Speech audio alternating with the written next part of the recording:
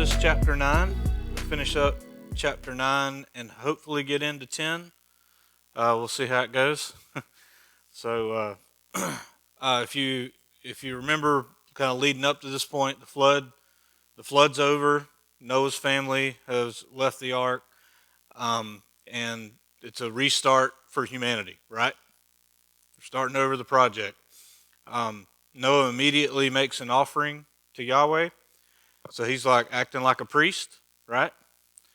Um, and God's pleased with what Noah's doing, and he makes an everlasting covenant with Noah and his family and really all of humanity. He said, this is an everlasting covenant for everyone who comes after you, Noah. And he promises to never again destroy humanity and the earth. So everything seems well, restart's working great, right? But as usual, humans do what humans do, and they screw up. So now there's some interesting observations I didn't tell you about last time. I'll just tell you about real quick, and then we're going to dive in to verse 18 here on the screen.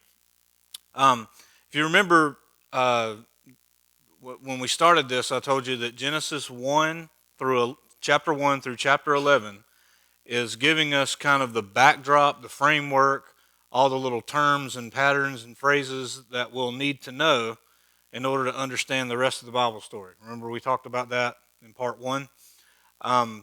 Genesis 9 to 11 is intended to transition from Noah to the nations to Abraham. So we're in a transition period right here in chapter 9 and 10 and 11. 11 is going to end with the genealogy from Shem, one of Noah's sons, all the way to Abraham, and the story's going to zoom in like a camera lens, going to zoom in on Abraham. And he's going to stick with that family pretty much for the rest of the Old Testament. We're going to be in the Israelite family, right? So the interesting thing about Noah and Abraham, Noah is like a restart, right? Restarting humanity through Noah. And Abraham is like a restart in that God's going to start a nation that will bless all nations, right?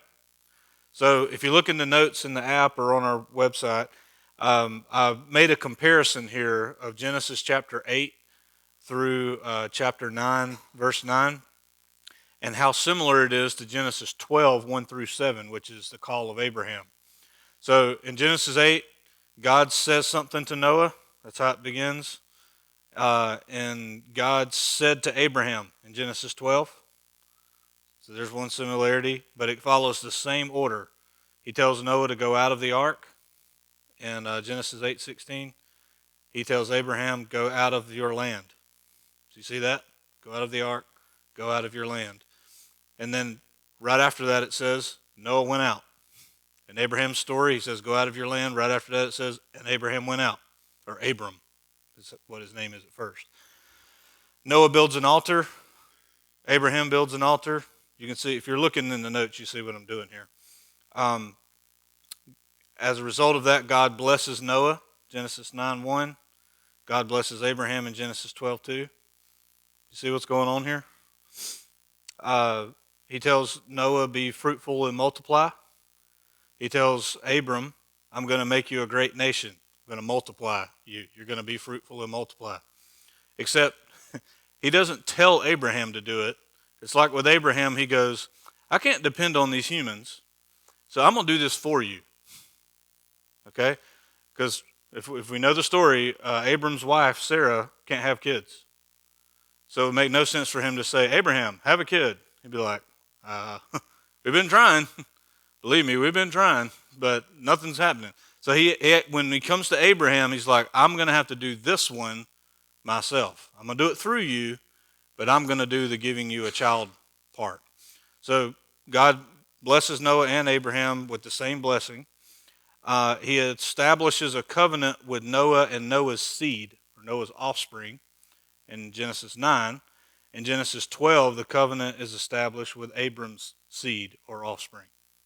So if you look in the notes, you see these in order together, and you can get the picture. What God is doing with Noah, which we're going to finish that part of the story tonight, he's going to do again with Abram because Noah didn't turn out so well. But that's what we're about to learn. Okay, so Noah's off the boat, makes a offering. God likes the smell of barbecue, and he's pleased. I know that seems weird, but it's ancient Israelite worldview. So verse 18, we'll pick up there. You ready? All right. So the sons of Noah went forth from the ark, and their names were Name, South, and Enlarge, Shem, Ham, and Japheth. That's how you say it in Hebrew. So, and that's going to be important in a minute. Now, I put these little markings here, right here, because I want to show you what the author's about to do. He keeps giving us little clues of what this story is really about. We're tempted to think this is really about Noah or really about Noah's son Ham. And it kind of is, but he keeps giving you this little drop-in phrase, oh, Ham was the father of Canaan. Canaan doesn't exist yet in the story. Knowing that, you'll notice then, okay, so he's telling us something ahead of time. All right? So here's what I want to do. I want to read through this really weird story, and I just want to ask questions like I ask questions when I read the story. And then when we get through it, I'm going to tell you what the answer is. Does that sound okay with y'all? Because I think doing it this way, I want to try to teach you to read the Bible. It's going to sound weird, but I want to teach you to read the Bible critically. And what I mean by that is not criticize the Bible like negatively. I want you to think when you read. Okay? So when you read something and it seems like you should go, what? That's exactly what you're supposed to do. You're supposed to go, what? This doesn't make any sense. And you're supposed to read it again. So I'm going to teach you kind of how I do this. And this is going to basically be a reenactment of how I read this passage seriously for the first time. Okay? Sound good? Because when we get to the answer, you're going to be like, I don't think so.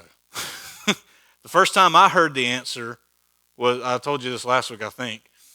Suzanne and I went to a church here in town, and the guy gave the answer I'm going to give you tonight, and I was completely shocked. And I completely disagreed. I was like, there's no way what he just said is true.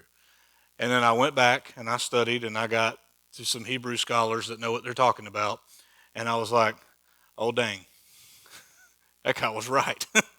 And I even checked with one of my professors, like, hey, does this sound right to you? This sounded crazy. I've been reading a lot and it seems like everybody says that's the way it is.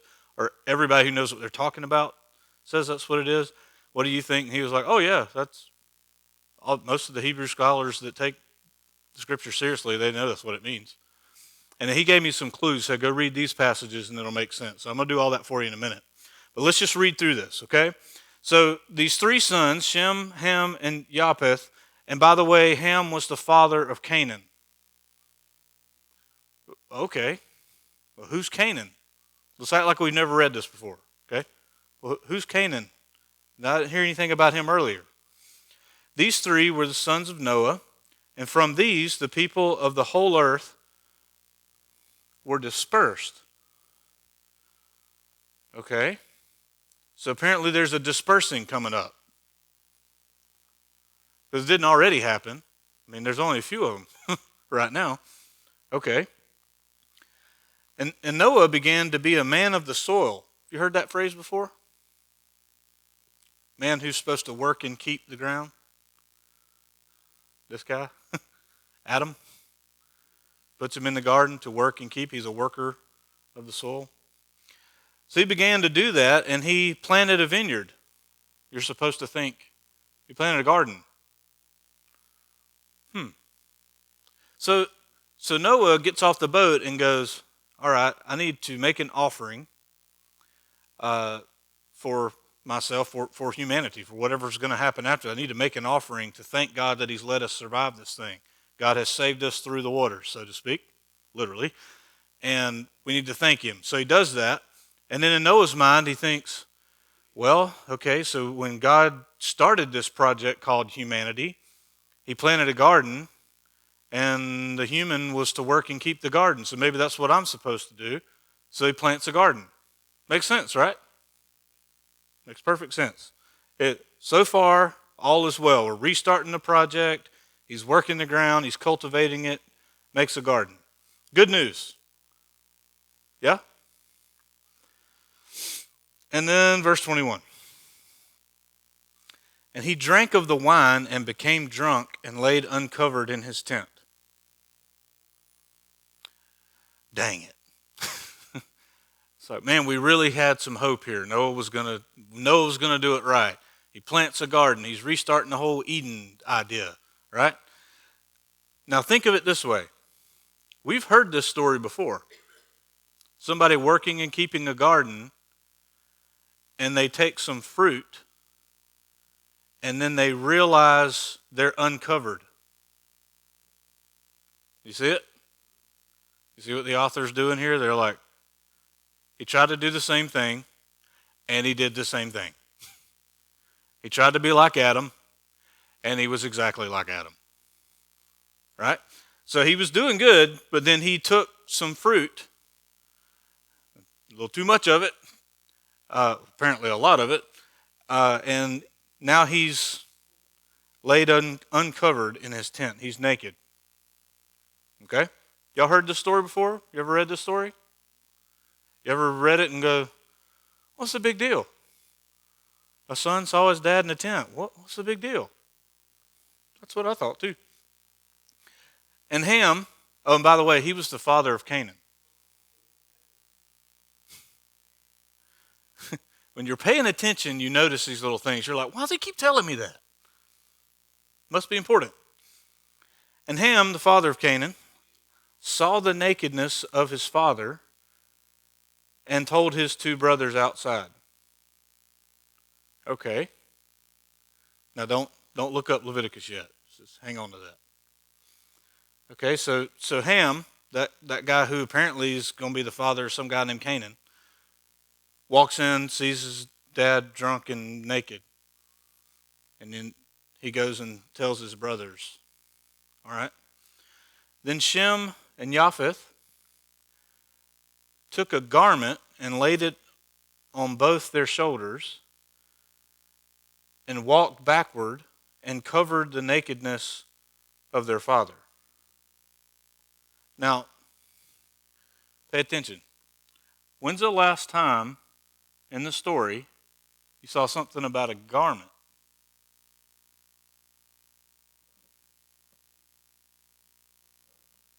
Any takers? Not a trick question. Yep. Genesis 3, there's a garment. God takes a garment and covers their nakedness.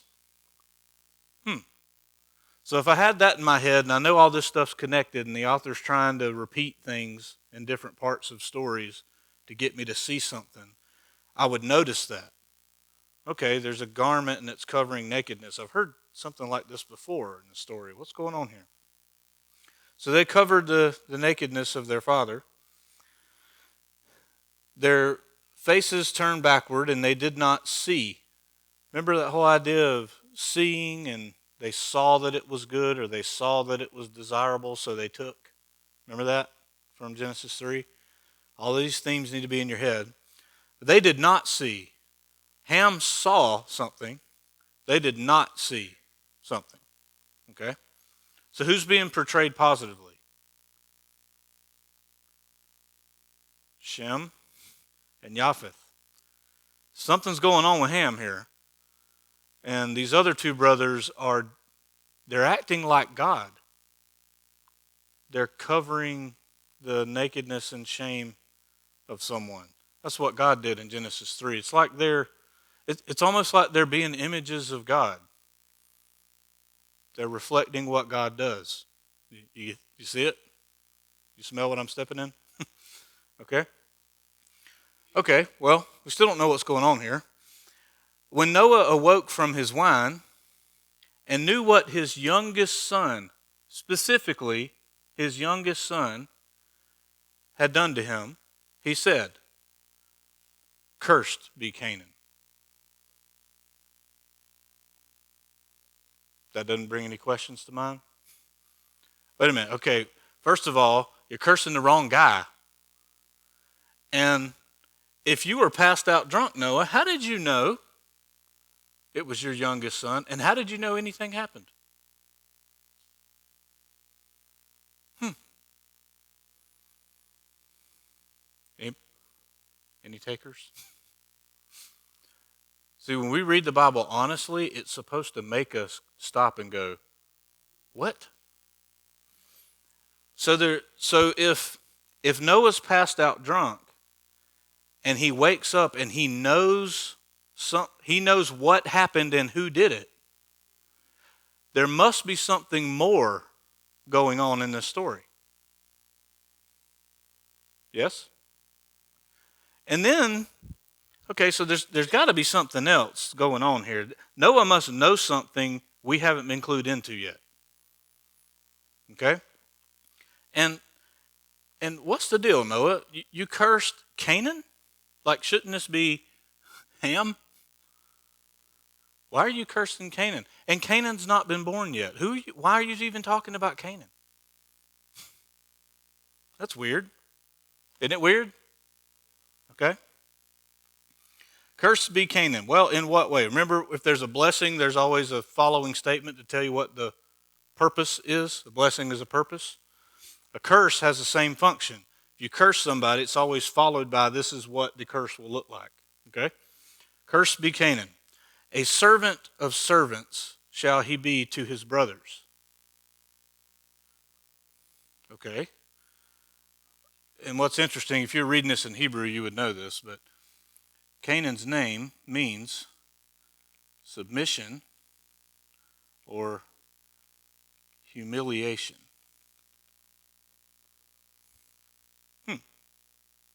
You notice how their names usually mean something that happened in their life or some kind of thing about them? So, all right, we still don't know what's going on here, and this is really confusing. Noah, you cursed the wrong guy. Are you still drunk? What's going on here? Right? You're supposed to laugh. Good grief. All right. So there's a curse on Canaan for some reason. And he also said, here's a blessing. Blessed be the Lord. That's supposed to be in all caps. My software changed it. But so blessed be Yahweh, the Elohim of Shem, the God of Shem. And let Canaan be his servant. Okay, so there's a blessing on God, specifically the God of Shem, because he's godly somehow. Okay? May God enlarge Japheth.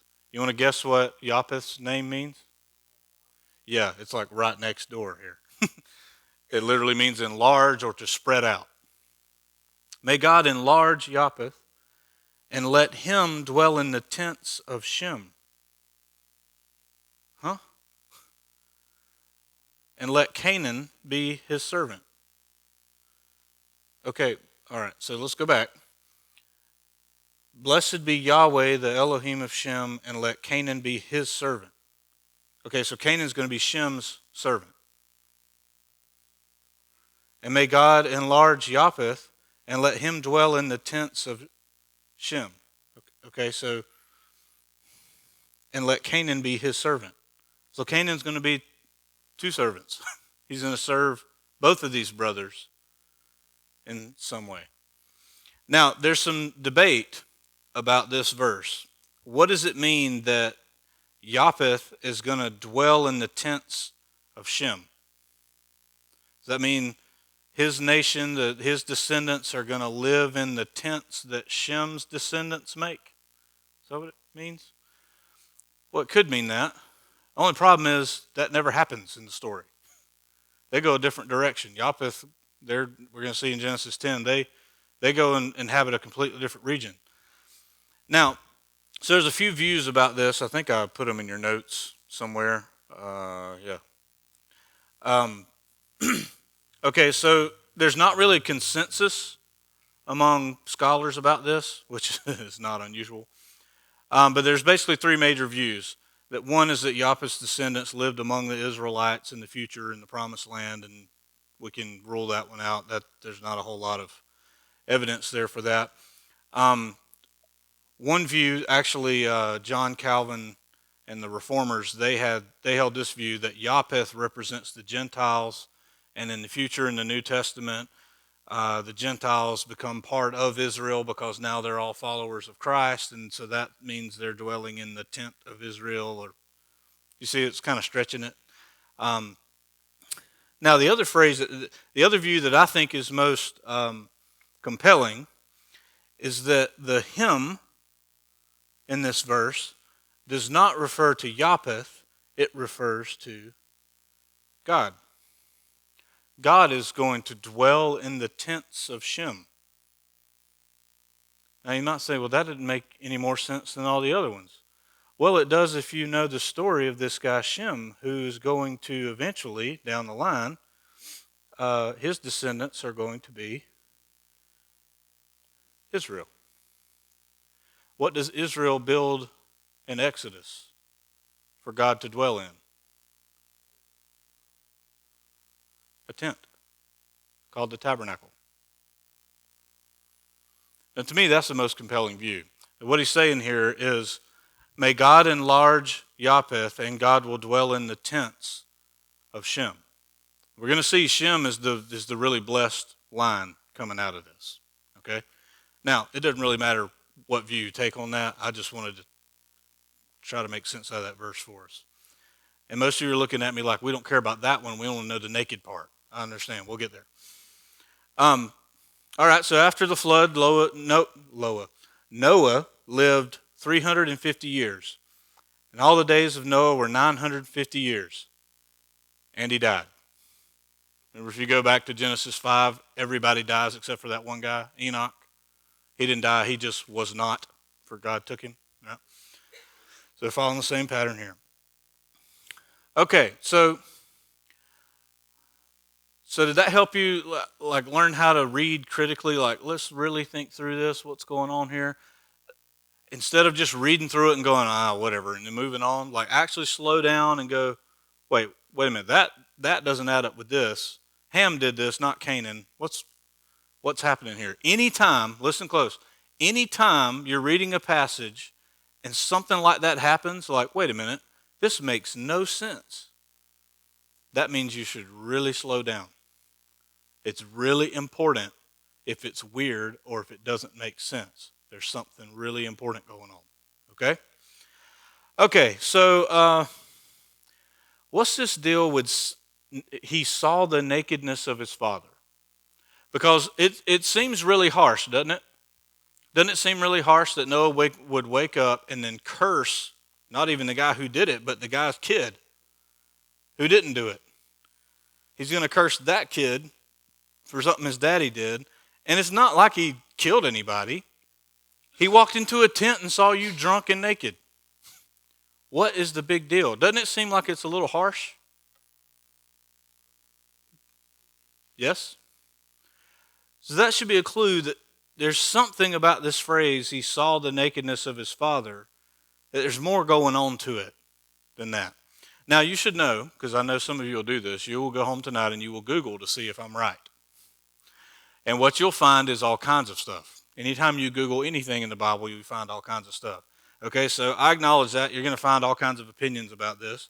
What I want to do is use the Bible to interpret the Bible, not Google, the Bible. Okay? So here's what we're going to do. I don't know how well you'll be able to see this. No, that's not what I want you to do. I want you to close up.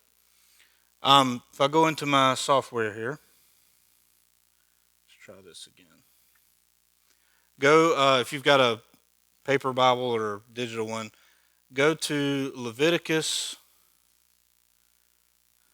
that book that I know you read this morning. Leviticus 18. Now, there's a lot of stuff in chapter 18 that's interesting and strange and all that. We're not going to cover all of it. View settings. Okay, so 18 verse 7. Oh, I went way too far up. Hang on, I'll get there in a minute. Okay. I don't think you can probably read it from where you're sitting because all of you act like Baptists and sit in the back. It says, "You shall not uncover the nakedness of your father, which is the nakedness of your mother. She is your mother, you shall not uncover her nakedness." Huh? So how does that help us with this verse? What it's telling us, remember I told you at the beginning of Genesis chapter 4, it says, "And Adam knew his wife Eve." And I said that's an idiom, a Hebrew idiom. And we understand that one, right? We know what that means. It means they got busy and they had kids, right? To know your wife. We all know that one. This seeing the nakedness thing is another Hebrew idiom. It's very common in that day. We actually find it in writings of other cultures that existed around the same time. So this verse tells us, he says, don't uncover the nakedness of your father. Why? Because that's actually the nakedness of your mother. Now you're thinking, okay, that's still not helping me. I don't get it. All right, hang on. Go to Leviticus 20.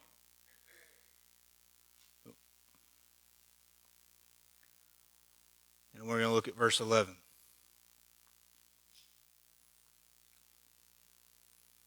All right, ready? You there? "If a man lies with his father's wife, he has uncovered his father's nakedness. Both of them shall surely be put to death, their blood is upon them." If a man lies with his father's wife, he has uncovered his father's nakedness. Are you getting it yet? Huh? He done something more than look at his dad. According to Leviticus, these phrases mean, you ready? Ham slept with his mom. Canaan is the child of that union. Now, if you're saying, I don't know about this, download the Faith Life Study Bible and go read their study notes on this, and it's going to give you a lot of, here's what these people say, here's what these say. The Faith Life Study Bible, which is done by some of the best scholars I've ever read, they take this view. They said, this is what's going on, according to the other verses in the Bible that help explain it. Now, if you go look at the other views, they're not appealing to the Bible. They're appealing to just our thoughts. Well, maybe that can't be right because then this and then that. That's theology or theologizing something. We want to look at the Bible. What does the Bible say this means? Right? Okay, so I just showed you. Right here it says, the man lies with his father's wife. He's uncovered his father's nakedness by sleeping with his wife. What Ham did while Noah's passed out drunk is he slept with his father's wife, which is his mother. So as far as we know, yeah, that's got to be it, unless something happened in between that we're not being told. And Canaan is the result of that, and that's why Canaan is cursed. He's saying this should not have happened. Canaan shouldn't even exist. And his line is going to turn out to be like what he came from. He came from the result of immorality, and his descendants will be like that. Now, if you say, well, okay, but why does this matter? Well, it matters. Sorry, not that app. Where's that? There it is. It matters because the author is telling us what's coming in the story, what's coming up next. Okay, Canaan. What's the name of the land that the Israelites are supposed to go conquer and live in? Canaan. Who's living there? The Canaanites. What do we know about the Canaanites? Well, if you've read your Old Testament, they're severely wicked people who are very sexually immoral. They do things I don't even want to mention. They're worshiping other gods. Some of their clans are giants. Remember the giants we talked about chapter 6? We're going to hear about more of them in chapter 10. Just hang on with that. Question, yeah. Yes. Yeah, well, let me make sure I'm right on that. Yes, you're right. Yeah. The Babylon comes from the line of Canaan, or the line of Ham. Uh, so, yeah. So why does this matter? Because when I first heard this, I was like, "There's no way that's true." And then when I went to study it, and I was like, "Well, it is true, but so what?" Like, because then I start thinking, okay, so when I get to that passage when I'm teaching the Bible to somebody, am I really going to tell them that? And why would I need to tell them that? So then I went and tried to figure out what the purpose is. Well, you only have to read into the next chapter to figure out what the author's doing. The author's trying to tell you that the people who later in the story are going to be in the promised land that they got to get out are the most immoral people and came from the most wicked origins you could imagine. So you see it? You see what's going on here? I know it's weird, but remember, if it's weird, it's important. There's a reason why it's weird to us. Okay? Any questions so far? Yes.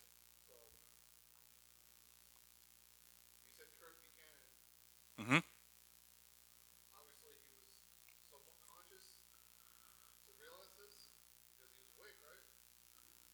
After the fact, he wakes up and he knows what has gone on. We're not told how he knows. It could be that he wakes up and his wife goes, "You won't believe what just happened to me." uh, you know, or it could be that, I mean, he did tell his brothers what happened. He sees his nakedness, and he goes out and tells his brothers. So, if the seeing the nakedness, according to Leviticus, is sleeping with your father's wife, he did that. Then he went and told his brothers. So, yep. I dug into that and I didn't get very far. I was trying to figure out, is there some significance to they covered their father? Because some people who argue against what I just told you will say, well, it can't be that he slept with his mom because the brothers come in and cover up their father. So that means for sure, huh? I think what we're supposed to get, and I could be wrong on this, YouTube, I could be wrong. You can't comment, doesn't matter. Um, Maybe let's just think through this together, all right? Maybe what we're supposed to think is they come in backwards as a sign of we want no part of this. This is shameful. We're covering this. It's shameful. So it's a weird passage, but remember, this the author of Genesis loves to pack in a ton of stuff into a little bit of real estate on the page.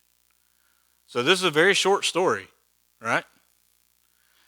Genesis 6, 1 through 4, really short story, little bit of words, lot of stuff going on there, right? So if you were here for Genesis 6, you remember. Not, you need to go back and watch that one. Um, so yeah, he's packing a lot into this. So there's a lot more to it than we're even getting to right now. That's why we're going to meditate on this day and night for the rest of our lives. It's the Bible. You're going to keep finding stuff that you didn't find last time, right? All right, so, and sometimes I think when we think about somebody being cursed, we think of like they put a spell on them, like magic. That's not what's going on. If you think of it as like blessing is a pronouncement of purpose, a curse is a pronouncement of purpose, just in a bad direction. Blessing is a pronouncement of good purpose, curse is a pronouncement of bad purpose. So what Noah is saying here, you could, I guess, call it like prophetic. He's saying, this action is going to lead to that child creating a nation that's wicked. That's your future. Make sense? Okay? Okay, so that story ends. Um, let me say this before we move on. The purpose of that story, that weird story, is to help you understand the immoral origins of Israel's enemies. In the very next chapter, we're going to find out where a bunch of their enemies comes from. Okay? So this is one origin story. This is where Canaan gets his wickedness from. He's going to end up being like his dad, and his dad's messed up big time. So that's the purpose of this story. Now, if you're sitting here thinking, I don't know, I got doubts, I'm not sure you're telling me the right thing, this is crazy, I don't think this kind of stuff happens in the Bible. Well, if you flip over to Genesis 19 and read the story of Lot and his daughters, what do they do to Lot? They're living in a cave, and they get Lot drunk, and they sleep with their dad. And they both get pregnant. It wasn't at the same time, it was over two different times. They get him drunk, she goes in, lies with him, and then they decide, hey, we should do that again, and you go in, and that's how we'll get children. Because in that culture, it was a big deal. If you didn't have kids, it was shameful. Like you needed to have kids to keep some kind of status in the village or city or society. So these daughters of Lot have that same feeling that we've got to have kids, and there's nobody around here suitable for us, so let's just get dad drunk. It's messed up. The same thing happens in Genesis 19 as happens in Genesis 9, just different names. Yeah, it's after Sodom and Gomorrah. Um, Lot's wife is gone. Remember, she turned around, and she was told not to turn around or to turn back, and she did, and that was it. So, and we find out in Genesis 19, the author's doing the same thing in that story. He's telling you the origin of two wicked nations, the Moabites and the Ammonites, because the kids of Lot and his daughters were Moab and Ben-Ami, the Ammonites and the Moabites. So we're going to find out later in the story these people are not so kind to Israel. So the author wants to portray these nations by how they started. They started in evil, and that's why they're evil. Does that make sense? Okay. All right. Any questions about that before we move on to Genesis 10? Because Genesis 10 is a beast. Okay. Ham? We only know that he had more children, and all of them become the father of wicked nations. That's all we know. We're about to see it. Yeah, we're not told anything else other than he goes on to father kids who will go on to father evil nations. So that would be his shame. So in a sense, he is cursed because his kids go on to do shameful things, and in that culture, that reflects on your whole family line. The ancient cultures in the Bible live by something called honor shame system, and once you had like a shameful line, there's no getting out of that. So when Jesus comes on the scene and does what he does, and then declares that this is for all people, that was a huge deal. It was like, we can be delivered from our family line, from our economic, like we can be accepted by God no matter what our background is. That was a big deal. So, okay, any other questions? Okay, you ready to find out where all the nations of the world came from? Can we cover that in the next few minutes? Probably not. Okay, so here we go, Genesis 10. Genesis 10 is referred to by scholars as the table of nations. You may have heard that term before. Table of nations. Anybody want to guess? Don't cheat and look at the notes. Anybody want to guess how many nations we're about to hear about? Huh? 7? Close. We are going to see some sevens in here. 9, Even closer. 70. We've heard that number before, hadn't we? 70? Talk about that when we get to the end, if we get to the end. Okay, these are the generations of the sons of Noah, all right? Remember, we were talking about the generations of Noah leading up to Noah. We heard about Noah. Noah's story's over. We're transitioning. Remember, genealogies are a transition, and genealogies are meant to communicate theological principles or theological facts, not just names. When you get to a genealogy, you're supposed to really pay attention. Us modern Westerners, we just skip it. Like, yeah, okay, they had a lot of kids, so what? And we move on. But in the Old Testament specifically, and even in the New Testament, there's a lot of theological stuff that the author's trying to tell you. Okay, so we have to pay attention to this. You're going to think, why does this matter? But as we read through it, you're going to be like, I kind of see why we're supposed to pay attention now. Okay? So these are the generation of the sons of Noah. Name, south, and enlarge. Right? Sons were born to them after the flood. Okay, so they're going to start having kids. The sons of Japheth. Oh, wait a minute. I thought Shem was the first name. You're thinking, what does that mean?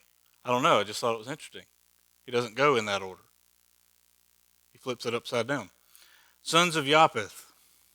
Gomer. Wouldn't you like to be named that? Well, golly. Gomer. Magog. Are we going to hear that name somewhere else in the Bible? It's going to come up a lot. It's going to go all the way into Revelation. Interesting. Okay, now do you notice there's 7?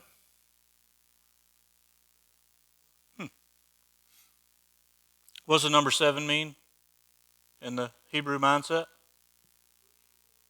Completion. Sometimes it's referred to as perfection or goodness, but in these kinds of contexts, it's completion. So he's trying to say, okay, this was the line of Japheth. All right. The sons of Gomer, Ashkenaz, Riphath. It's almost riffraff, isn't it? Anyway. And you'll notice, okay, so there's 3 there, and then the sons of Javan, and you add those up, they equal 7. Your ancient Israelites would have noticed this. They would have been like, he's trying to tell us something's going on here. From these, the coastland people spread their lands. They spread out. And these are the descendants of Japheth, right? Whose name means to enlarge or spread out. Yeah. From these, the coastland people spread their lands, the coastland people, each with his own language. Now, if you're taking notes in your paper Bible, circle that phrase in their own language. And by their clans and in their nations. Okay? That language thing's going to come up in a minute. Okay, so these people apparently, and by the way, Tarshish, does that sound familiar? Tarshish? Where does that come up again? Famously. Jonah. Going to be in Jonah. You know where Tarshish is? It's the farthest point on the ancient map. That's why Jonah wants to go there. God says go up into Nineveh. Okay, Jonah's in Israel area, like here. And this is the ocean. He says go up here to Nineveh. And Jonah says, no, I'm going to go down to Joppa, catch a boat, and go to the farthest point we know of, called Tarshish. It's in Spain. It's as far as you can get. Okay, as far as they knew, when you got to Spain, there's nothing but water and nothing else, as far as they knew. Okay, farthest point. So what is this author telling us? These people spread out on the coast, going north, up around the Mediterranean rim, all the way to Spain. That's where they're going to end up. Okay, so if you're thinking of a map, now I have the map of that area in my head because I look at it so much, but just think northern around the Mediterranean rim all the way to Spain. That's where these people go. Okay? Oh, also, if you read into Paul's story, if you read at the end of Romans, he tells them, I'm trying to get to Spain. Why does he want to get to Spain? Because Spain were the only people who weren't at Pentecost to hear the gospel. All the other nations we're about to read about were there. We'll get back to that in a minute. Okay, so that's Japheth's people. They're beach people. They're around the sea. Okay. The sons of Ham. These have funny names. Cush. The U in Hebrew has a O sound. Cush, which is going to be funny in a second. Cush, Egypt, Put. That's his name. And Canaan. All right. Is this going to come up later in the story? Egypt?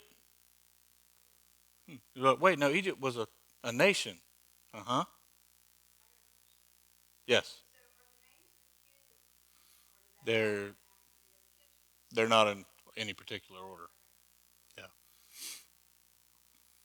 I wish they were. It would help us make a lot more sense of some things, but they're not. And we know that because if we read several different genealogies written by the same author, he never follows the same order. So we know, okay, then that's not important to him. So when he's listing names, he's not listing them in order of their birth. Yeah. So Cush, Egypt, which we're going to hear more about, Put, and Canaan. Cush had 7 descendants. Okay? So he has 5, and then one of those sons has 2. And the author says, there you go, there's another 7. It's hard to know what he's really trying to do there, but he's doing something. Now, Cush fathered Nimrod. Now, let's see, wasn't there, is it Charlie Brown that Nimrod always gets brought up? Don't they call him Nimrod when they're trying to make fun of him? Maybe I've got my cartoons mixed up. Anyway, it doesn't matter. Nimrod is like a derogatory term. Like when we call someone a Nimrod, we're calling them stupid or dense, or we're just saying they're not thinking straight or whatever. Well, what's funny is we use that as a way to describe somebody, and the ancient people did too. We're about to read about it, but in a different way. It wasn't how to make fun of somebody. It was how to call somebody like really powerful. Okay, so he wasn't stupid. He was powerful. And his name means rebellion. That's a clue, right? Okay, so he was the first on earth to be a Gibor, a mighty man. We heard that phrase, Giborim, mighty men. Go back to Genesis 6. The Nephilim were on the earth in those days, and also afterward when the sons of God came into the daughters of men, they bore children to them. These were the Giborim, mighty men, who were of old, the men of renown. Literally, the men of name, reputation. It's the word Shem. But we're not supposed to connect them to Shem. We're supposed to connect the idea of having a name for yourself. Okay? So he was a Gibor. Now, here's what's interesting. In the Septuagint, which I told you all about that, right? Septuagint. I talk about this stuff so much I don't remember who I talked to about it. If you read this passage in the Septuagint, which is the Greek translation of the Old Testament from somewhere between 200 and 300 BC, what it does is it gives us an idea of what the oldest Hebrew manuscripts said, because this is how they translated them. So it gives us some insight into manuscripts that are older than what we currently have.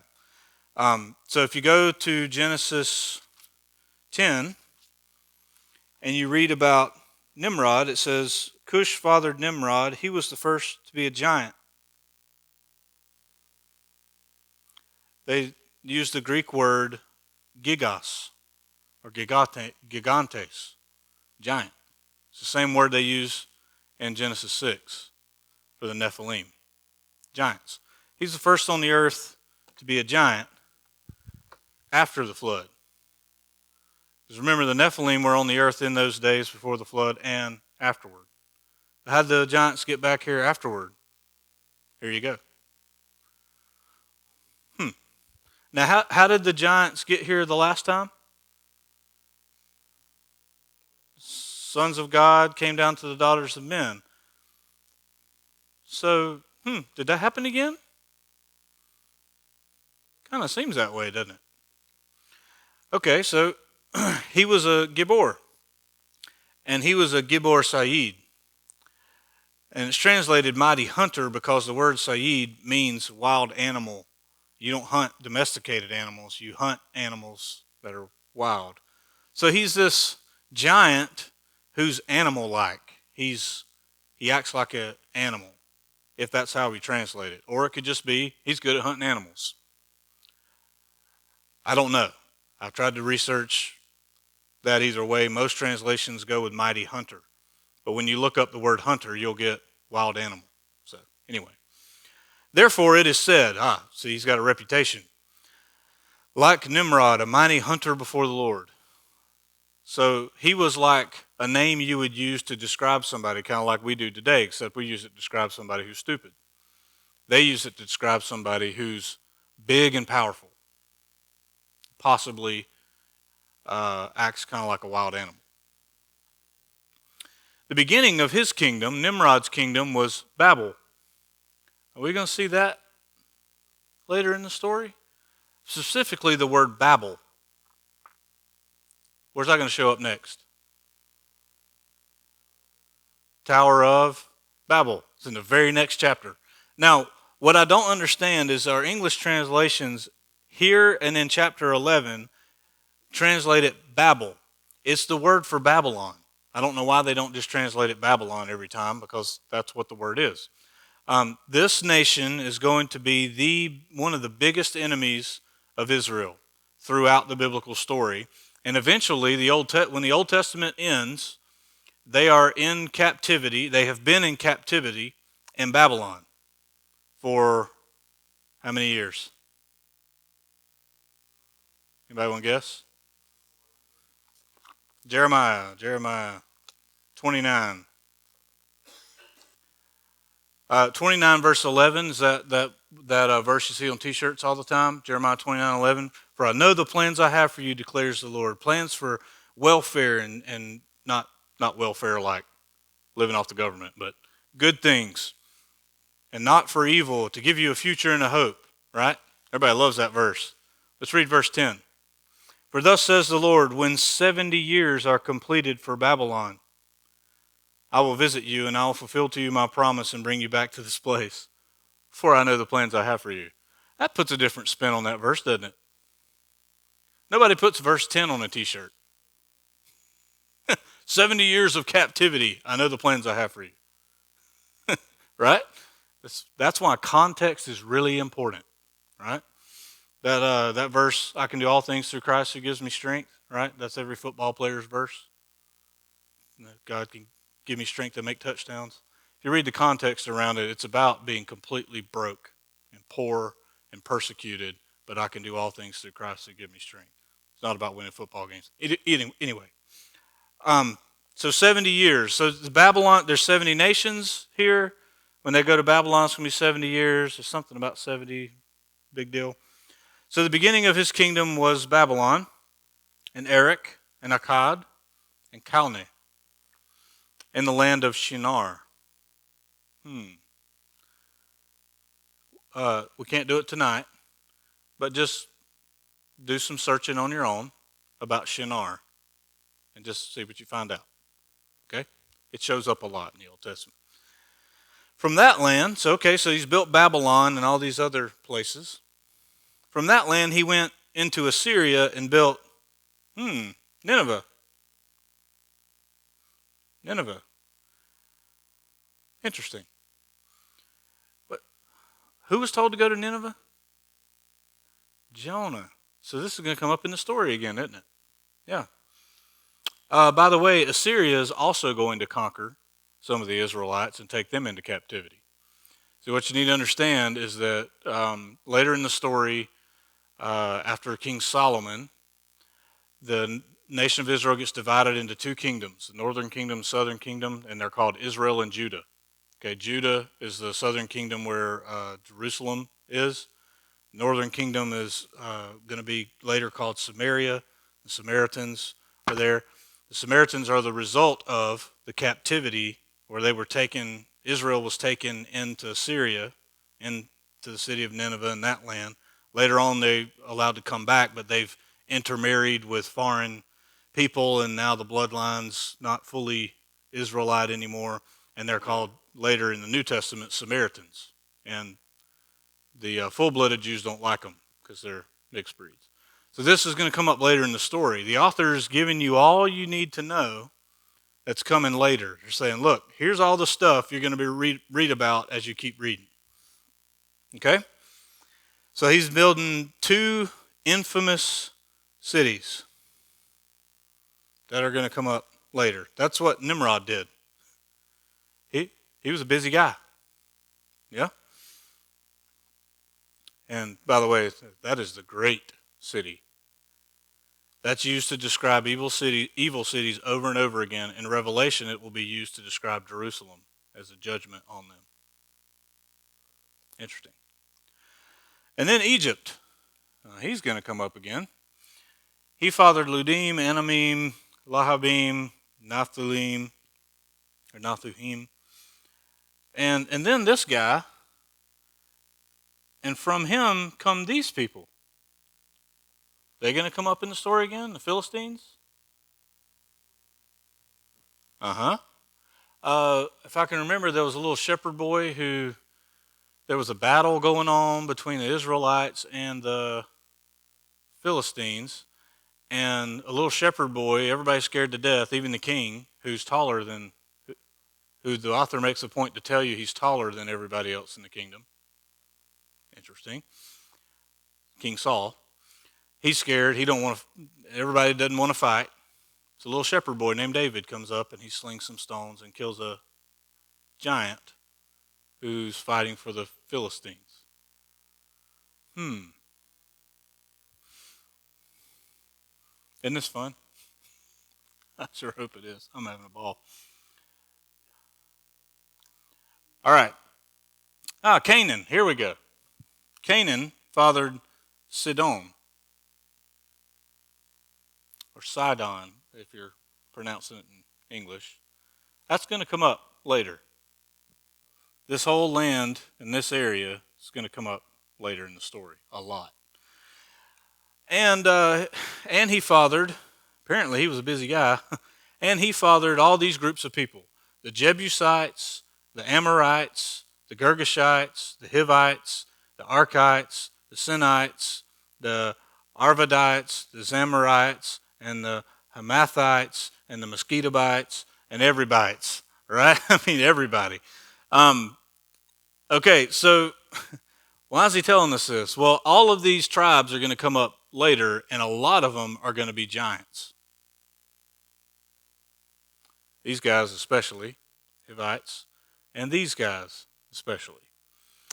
If you look at Genesis 15, verse 16, God is called Abram.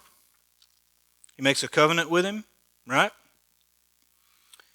And then he tells him in verse 13 of chapter 15, he says, Then the Lord said to Abram, Know for certain that your offspring will be sojourners in a land that is not theirs, and will be servants there, and they will be afflicted for 400 years. Now, where's he talking about? Egypt. Yeah. But I will bring judgment on that nation, on the nation that they serve, and afterward they shall come out with great possessions. Israelites are going to come out of this oppressive nation with great possessions. As for you, verse 15, you shall go to your fathers in peace, and you shall be buried in a good old age. Verse 16, and they shall come back here in the fourth generation. The Israelites come back here in the fourth generation. For the iniquity of the Amorites is not complete. So apparently these Amorites are living over there in Canaan, the land of Canaan. And they're sinning a lot, but it's not quite yet enough that they need to be annihilated. Now what do we read about later in the story? The nation of Israel is told, go into the land of Canaan and conquer it. When they get there, they find all these tribes of people. Many of them are giants. Remember, that's the whole reason they didn't want to go into the land to begin with.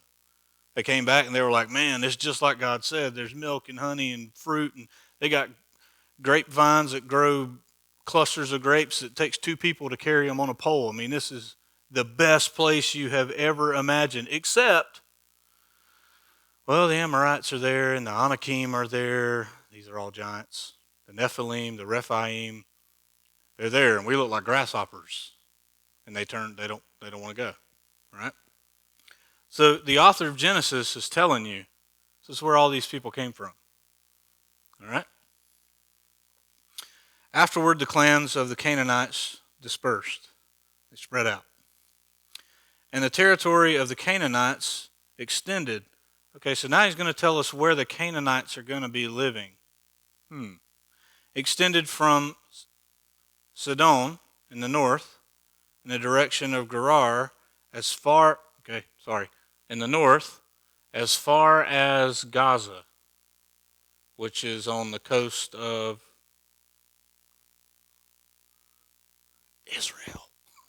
Israel, right?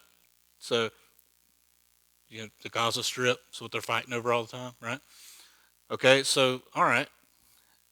And in the direction of, so Gaza's here, Sodom is here, Sodom and Gomorrah. He's giving you like a frame. Do I remember the author of Genesis doing this before? Telling us about these rivers and where they go in the Garden of Eden, the region of Eden. It's the same place. Eden is the land of Israel. That's why God's trying to get them back there through the Old Testament story. All right? And these are the sons of Ham by their clans and their languages. Circle that. And their nations. What time is it? 7:36. We're almost done. You want to finish it? Good. We'll get to Tower of Babel next week.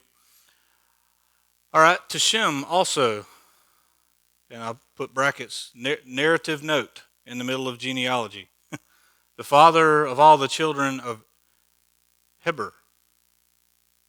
It says Eber in your Bible, but it's pronounced Heber. But why is he telling us that now? Because he's not going to show up until down here. Interesting. He's the father of all those children of Heber. It's the word for Hebrew. He's trying to tell you Shem is going to be the one that the Hebrews, the Israelites, come from. He's just telling you ahead of time. And he's the elder brother of Japheth. All right. So here's the sons of Shem. And he goes through these list of names all the way down to Eber. And then he's going to make a division. He's really focused on these 2 sons. One, Peleg. And he was named that because during his lifetime, the earth was divided. Okay, remember, earth means land, not globe. A lot of people point to this verse and go, see, that's where the continents broke apart. They didn't have that concept. It's land. And in his days, the land was divided up. It's the same Hebrew word, Peleg, divided. It's the same word. Now, what he's going to do is he's going to show you that Eber is going to go on to produce the people who go on to the promised land. Yoktan is going to settle more east in the area of Arabia and Babylon and all that. Okay? And then he goes through his descendants. Havilah. You've seen that before in Genesis 2. Talks about the region of Havilah, so it's the region to the east of the promised land. All right, the territory in which they lived extended from Mesha in the direction of Sephar to the hill country of the east. So he's giving you the eastern boundary there. These are the sons of Shem by their clans, their languages, circle that, their lands, and their nations. These are the clans of the sons of Noah according to their genealogies and their nations. And from these, the nations Japheth abroad on the earth after the flood. And that's the end of Genesis chapter 10. Now, the question is, why in the world is he telling us all this? Well, I think the best way to understand this is this genealogy is describing people which led to nations. So it's the table of nations which comes from these list of people, right? And there's 70 of them. All right? Now, as we read through Abraham's story, when you get to the end of Genesis, at the end of Genesis it tells us that the descendants of Abraham were 70. So there's 70 nations, and then God creates his own nation with 70 descendants. Now we're also going to find out in Deuteronomy 32, 8 and 9, he's going to look back, Moses is going to look back in the story and tell us that at the Tower of Babel, when the nations were dispersed, he assigned those nations according to the number of the sons of God. He's giving sons of God some kind of role in protecting or watching over these nations.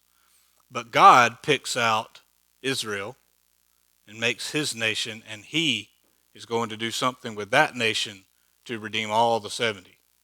Make sense? Now the question is, why does that matter, and how is God going to do that? Well, if you follow this through the New Testament, if you go to the end of the notes, I've got a heading there, New Testament connection. In the Gospels, we notice that Jesus sends out, and this is in Matthew chapter 10, Jesus sends out 12 disciples. And he tells them this specifically. Do not go to the towns of the Gentiles, but only to the house of Israel. He sends them out to Israelite towns, the 12. How many tribes were there of Israel? How many tribes did Israel have? 12, right. He sends 12 disciples out to Jewish towns only. Don't go into any town of the Gentiles. And go preach the kingdom, cast out demons, heal the sick, raise the dead, all that stuff.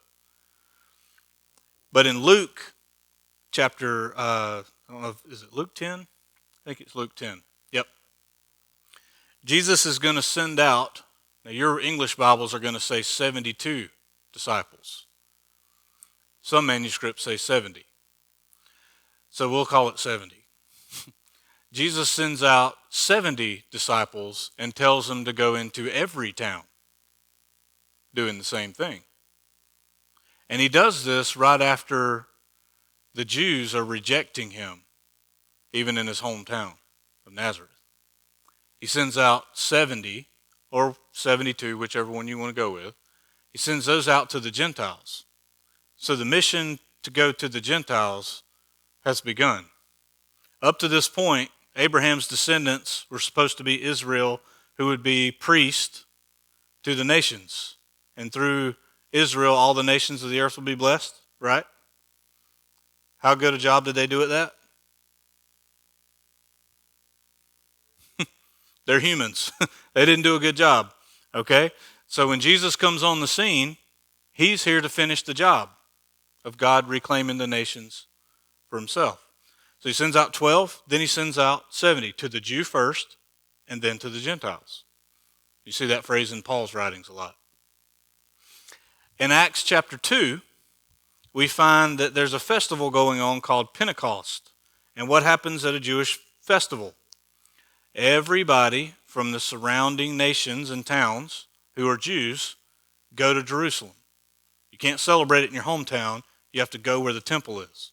So they're all making this big trip to Jerusalem for Pentecost. They also did it for Passover and for the Feast of Booths and Unleavened Bread and all that. They would make these trips. So there's all these people there, and if you read really close in Acts chapter 2 and you go do your research, you'll find out that all 70 nations are represented in the group that Peter is preaching to. Because if you remember, they're all there and they start preaching, and all the people of different nations are going, how is it that we're hearing them in our own language? It's because there was 70 different people groups there. And they listen to the gospel, and what happens at the end of chapter 2? At the end of Peter's sermon, they ask a question, which is what good listeners should do. What do we do? What do we do about this, Peter? And Peter says, repent and be baptized, and you'll receive the gift of the Holy Spirit. So they do. And what do they do after that? They go home to all their nations. The gospel is now going to all 70 nations. But there was only one group that wasn't there. Tarshish, Spain. Now we know why Paul, at the end of Romans, is trying desperately to get to Spain. That's the one group that wasn't at Pentecost to hear the gospel. Nobody was there to go back to Spain. All these other nations were there. They had somebody to go back there and preach the gospel. It's why when Paul goes on his missionary journeys, that's only a few years after all these events have happened. Jesus is gone. Only a few years later, Paul gets saved. He starts going on these missionary journeys, and he just suddenly shows up in towns, and there's already Christians there. Well, how'd that happen? Because all those people in Acts 2 went home. And they told their friends, and they started communities of believers in those towns. So Paul is trying to finish the job of Acts 2. Spain wasn't there. I got to get to Spain. I got to get to Spain. It gets him killed. Paul gets killed trying to get to Spain. We're not told about his death in Scripture. We're told about it afterwards. But when Acts ends, he's on house arrest in Rome, and he thought he was going to pass through Rome and go to Spain. If you read the end of Romans, you'll see that. So he's trying to finish the job. So that's why Genesis 9 and 10 is really important, even though it's really weird.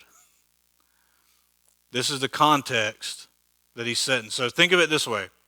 The author of Genesis, in Genesis 1 through 11, or maybe even into 12, he's giving you the picture frame of the picture he's about to paint in the rest of the Old Testament. Definitely in the rest of the Torah, because we think it's the same author, same group of authors. So they're giving you the picture frame.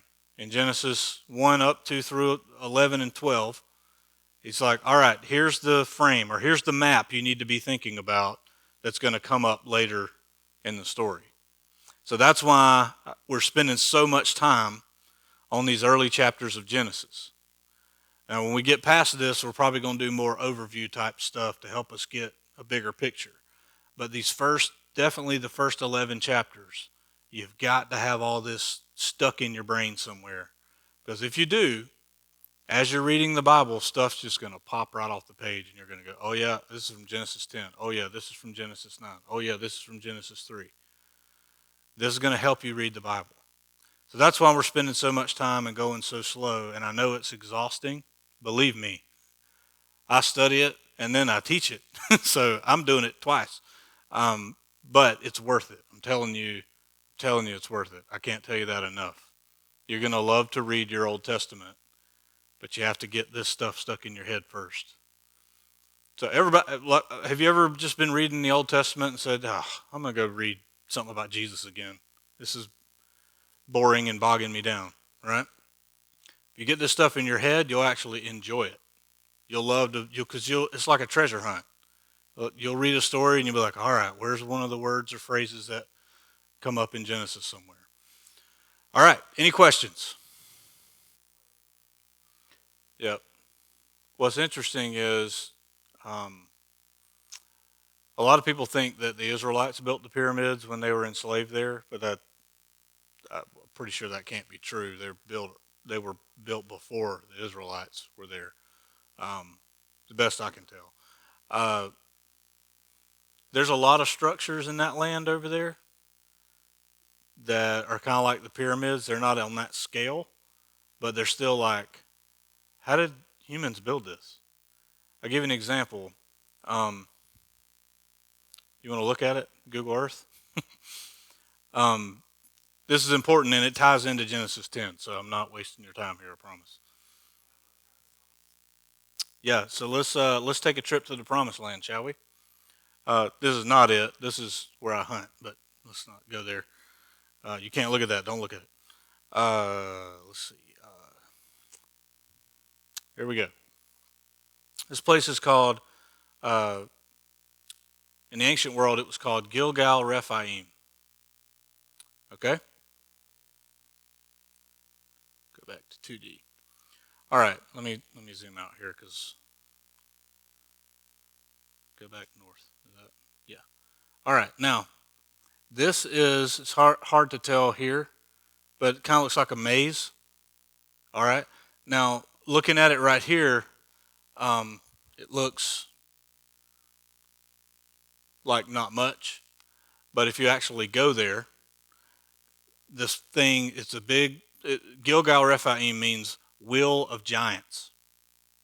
Okay, and this is a huge structure that's built with massive stones that are stacked on top of each other, and they're stacked much higher than your head, all the way around in this maze-like structure.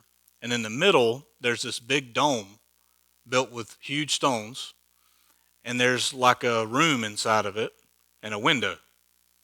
And for years, people tried to figure out what in the world were they looking at through this window, because a lot of times they build something and like a star lines up with it at some point, and there's theories about what that might have been. So what I did is I got on Google Earth one day because I was studying this whole giant thing, and I got in that room because you can go all the way into like a 2D thing, and I pointed in the direction where that window is facing, and then I just went that way. And you know what I ran into? Mount Hermon.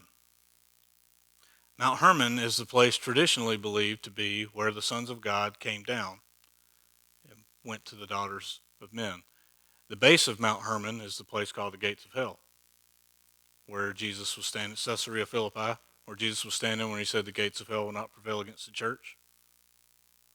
So there's a wheel of giants, big structure, with a window that faces that mountain. Interesting. Now here's what when I was researching this, nobody mentioned this. I discovered this by accident. I just happened to zoom out like this, and as I kept zooming, I noticed this. That looks like a snake, doesn't it? You see it? And I thought, nah, surely not. That's a serpent mound. And it's really big. Really, really big. It's a big mound that in some places is as high as 23 feet. And it stretches all the way. I can't remember exactly how long it is. I want to say it's like a half a mile or maybe longer. I could be totally wrong. And there are these little structure-like, fort-looking buildings at the end. Interesting. So in a place that's considered to be really evil, in a place where we know that according to the Bible, the giant clans lived, there was also a king who lived here. He had a whole kingdom here. He was King Og. If you read about him in the Old Testament, you'll find out his bed was 13 feet long and 8 feet wide. I think I have those numbers right. Bed made of solid iron. And the author in that passage tells you, hey, by the way, you can go to this place and look at his bed. It's the author's way of saying, I can prove this to you. Go to this city, his bed is there on display. King Og, he's a huge guy, giant. Um, by the way, one of the kings of this area, his name is Nahash. Does that ring a bell? Nahash? Genesis 3, verse 1. Now the Nahash was more crafty than all the beasts of the field. Serpent. And it just so happens to be a massive serpent mound in the same area. And you're thinking, well, so what? Well, I just think that stuff's cool. Because it's telling me that what I'm reading about in the scripture is not just made up stuff. You can go over there. And by the way, we've dug up all kinds of stuff in this area. And every time we dig up stuff, it just keeps confirming what the scripture's saying.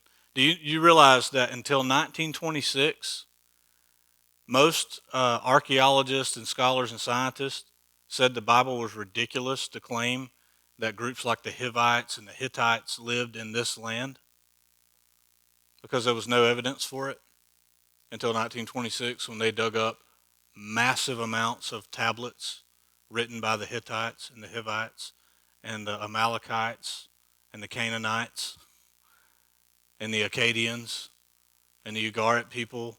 I could keep going. And we've read all their stories, and it's like, this is exactly what the scripture, this isn't made up. We've got archaeological evidence. Here's what you need to understand about that. I'm going to make a prophecy. You ready? We have only excavated 5% of the land described in the Bible. So here's my prophecy. If we're allowed to do more digging and excavations, you're going to see more and more in the coming years, decades, maybe our kids and our grandkids that get to see this. You're going to see more and more proof that the scripture's true. Because every time we dig stuff up, we find stuff that confirm it. Every time. I just listened to a guy the other day that's on a dig at Shiloh, which is the place where the tabernacle was for like several hundred years. And they found the base of the altar. They found it. And then they did some drawings. They took the dimensions of the tabernacle mentioned in Scripture and they dropped it over like a headshot or the aerial view of where that altar sat and where the walls that they've excavated, foundation points, and it fits exactly the tabernacle.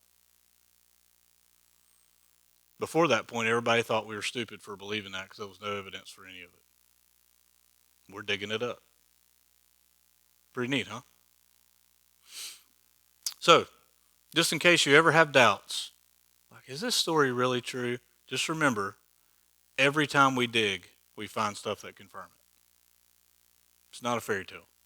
It's literally grounded, pun intended, in history.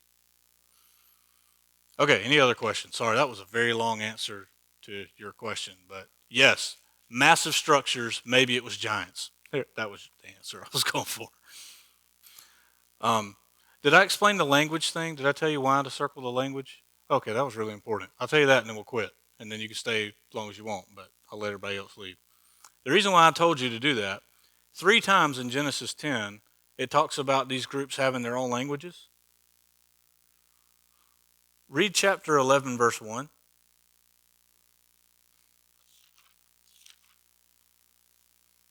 Now the whole earth had one language and the same words. Does that make you ask a question? But wait a minute, how is it that in Genesis 10, all these nations exist and they're spreading out and they all have different languages, but in Genesis 11 it starts with now all the people on the earth had the same language? What's going on here is, remember us modern Westerners, because we're reading in a linear fashion, we think that all this is in order. Ancient writers don't think or write that way. So it's not always in order. Sometimes it is, sometimes it isn't. Sometimes it's a flashback. Sometimes he gives you an explanation before he tells you the story. Genesis 10 is like, here's all the nations and here's where they went. Genesis 11 says, now let me back up and tell you how they got spread out. So I wanted to make sure to point that out, because if you read it closely, you'll have that question, like, how's it they all had their own languages and then they don't? They're all one language, because that's not in chronological order. So he's giving you a big frame, because the genealogy is like its own literary thing. And then the next story is, now let's talk about how they got spread out, which is the Tower of Babel story, which we'll dig into next week. Sound good? Now, you think you know the Tower of Babel story, but I promise you there's stuff there you've never seen. So we're going to talk about that next week. It's really, really good stuff. All right, let me pray for us, pray us out, and if you want to stay after, I can stay as long as you want to. All right, let's pray.